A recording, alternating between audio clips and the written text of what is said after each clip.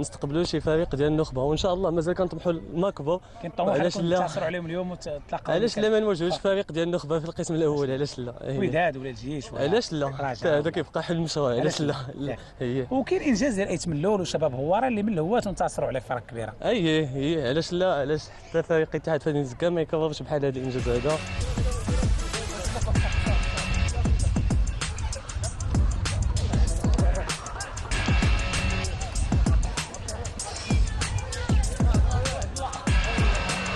بالنسبه للاتحاد فتحي مسكن، بالنسبه للبطوله وكاس العرش، نحن كنلعبوا كره القدم والمتعه كره القدم، والبلي اثنين حنا كان عندنا ذاك لونفي دو فانكر، لونفي ديال الانتصار ان شاء الله، لا اقل ولا اكثر. ماشي مشكل بحال كاس العرش. بحال كاس العرش بحال كاس العرش اغلى من البطوله بالنسبه يعني عنده رمزيه بالنسبه عنده رمزيه تاريخيه ورمزيه ديال سيدنا جلاله الملك محمد السادس الله، نلعبوا فيها ادوار، وحنا حصلنا الشرف انه وصلنا المجموعه الوطنيه الثانيه اللي غادي نستافدوا من شباب المسائل اللي عندها واحد التاريخ كبير وكل شيء، واللاعبين اللي يلعبوا الكره ومستوى تقريبا حنا بالنسبه لي مستوى واحد، لان تيق في الفرقه ديالي وتيق في اللعابه ديالنا بانه غادي اون فا جوي ان كرون ماتش ان شاء الله ولي ميور كان.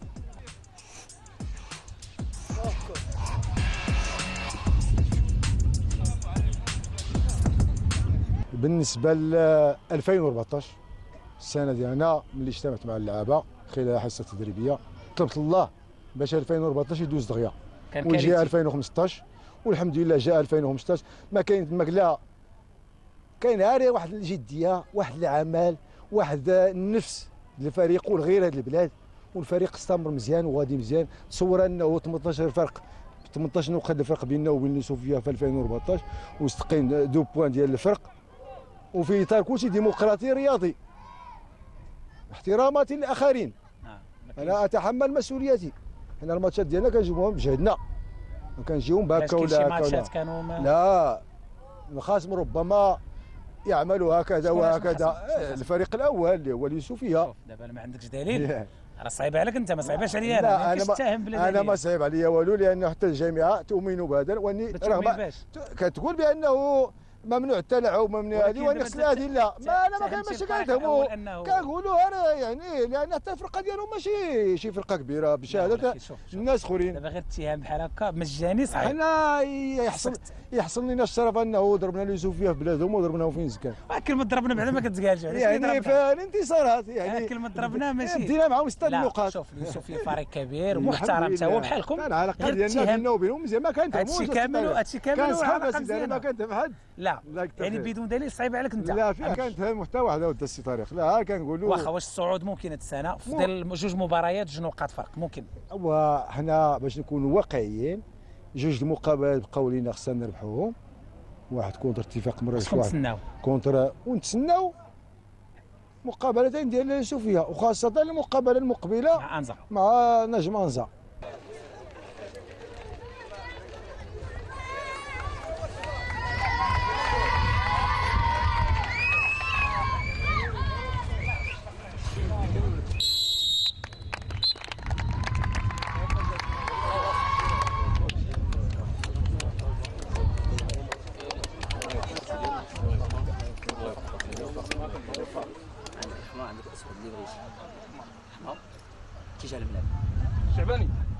بداية المباراة اللي أدارها ثلاثي تحكيمي من عصبة الدار البيضاء الكبرى بقيادة منصف الزين العلوي ومساعدة محمد رباني وحمزة الشداد عرفات انطلاقة جيدة للمحليين.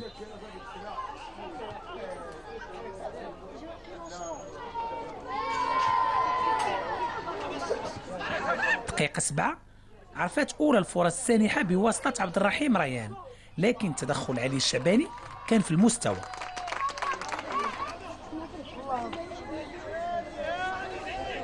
رد فعل لاعبي شباب المسيرة كان آني، تسديدة أنس الصبيح مرات محادية.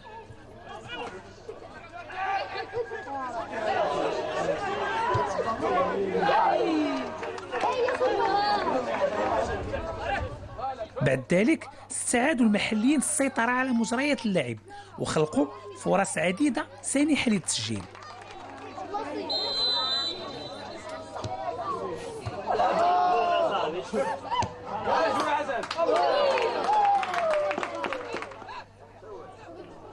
الدقيقة 35 غادي تعرف تفوق التجربة على الحماس، بحيث غادي يسجل هداف الفريق محمد الفقيه الهدف الأول، وهي النتيجة اللي غادي ينتهي على إيقاعها الشوط الأول.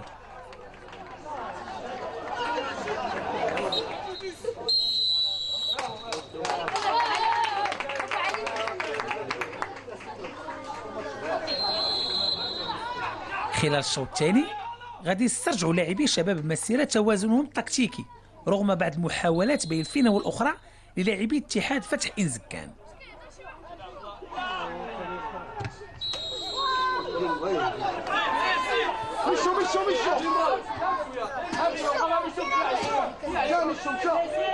دقيقة 60 غادي تعرف طرد صمام أمان دفاع شباب المسيرة ولاعب الرجاء الرياضي سابقا جمال الدين العمري بعد تلقيه الصفراء الثانية.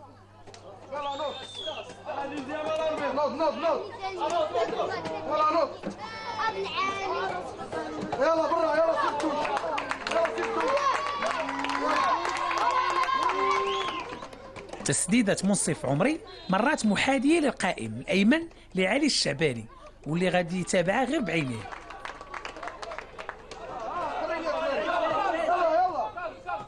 ياسين الرمش بدوره غادي يحصل على بطاقة صفراء بعد ارتكاب خطأ على مشارف منطقة العمليات.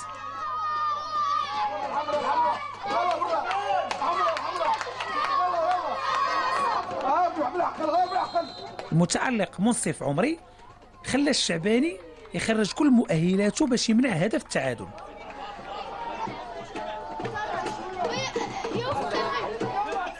دقيقة 72 غادي تعرف طرد رجل المباراة منصف عمري.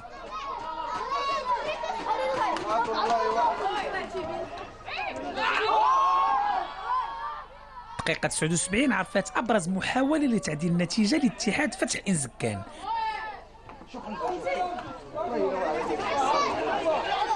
لكن رأسية الحسين المعروفي اصطدمت بالعارضة.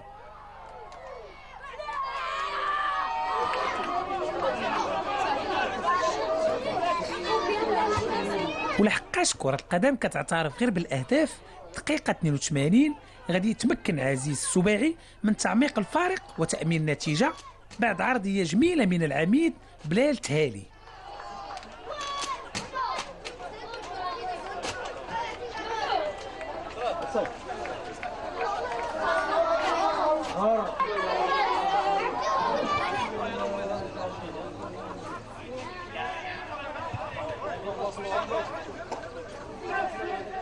آخر دقيقة في عمر المباراة عرفت اصطدام تسديدة الحسين المعروفي بالقائم. صحيح أن المباراة انتهت بفوز شباب المسيرة بهدفين ل0، لكن اللاعبين ديال اتحاد فتح إنزكان شرفوا فرق الهواة وبينوا أن الفرق بينهم وبين النخبة فرق مادي لا أقل ولا أكثر. واش الضغط خلى اللاعبين ديالك المريني واحد الوقت الضغط كان اثر لهم على الاداء التقني والتكتيكي ديالهم، وشفنا إنزكان خداو بزمام الامور؟ لا بالعكس، ما كانش ضغط، كان ان غولاشمون، رغم ان حاولنا باش يعني نحفزوا اللاعبين باش يلعبوا المباراه، لان ما بقاش عندهم، لان ملي كتنتهي البطوله لاعبين كاملين، لان المشكل ديال شباب مسيره يعني واحد 70% العقود ديالهم انتهت مع شباب مسيره، وكينتظروا الوقت بفارغ الصبر انهم كاين اللي انتهى العقد ديالو غيشوف يعني في فضاءات اخرى ولا انديه اخرى، ولذلك كنظن بان كاين ان غولاشمون اكثر ما هو ضغط. بالعكس لاعبين ترو غولاشي، اللاعبين ديالنا لما حسوا بالخطر في ذاك اللحظه كان رد الفعل وسجلوا الهدف في الشوط الاول، عاوتاني لما حسوا بالخطر في الشوط الثاني سجلوا الهدف الثاني. كنظن بان ذكرتها في الاول ان المباريات ديال الكاس ما كتخضعش للمنطق، وكنظن بان في هذه النهايه ديال البطوله صعب يعني باش تحفز اللاعب انه يلعب في واحد المستوى عالي ويكون عنده واحد دافعيه كبيره باش يحقق يعني نتيجه. وختي مريني اخر سؤال، 3 مع 11 قرعه ديال 6 اشهر ممكن طيحوا مع فريق ديال القسم الاول، واش يا بوكو دو شوز ا فير زعما بوغ ريكتيفي لو تير؟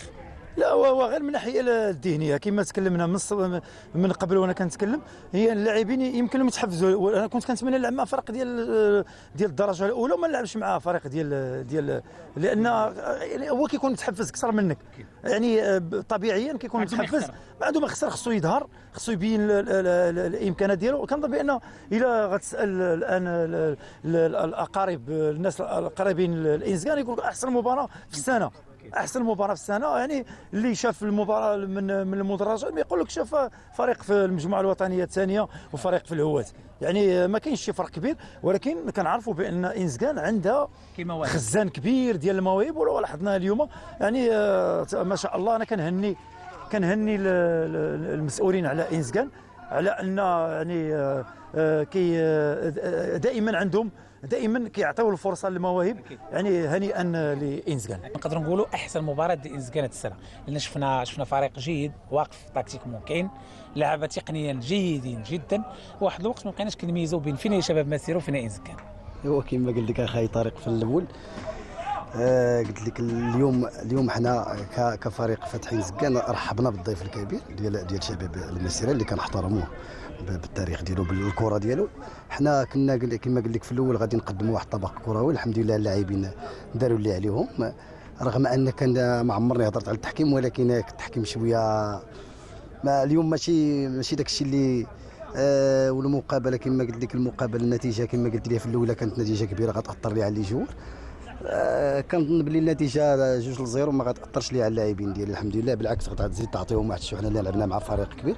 ولكن اللي قلت لك بينا نقيسوا المستوى ديال لي جوار ديالنا، الحمد لله اليوم عرفت باللي المستوى ديال لي جوار ديالي زاد طلع، وهذا ما غيزيدنا غير شرف كبير لينا باش الحمد لله نخدموا في المقابلات الجايه ان شاء الله.